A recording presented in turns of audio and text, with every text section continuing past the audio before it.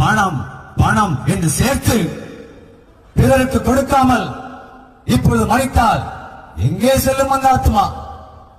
பூமியிலே வாழ்வது ஒரே ஒரு முறைதான். ஒரு மனிதனுக்கு மரணம் எப்போது சம்பவிக்கும் என்று யாருக்கும் சொல்ல முடியாது.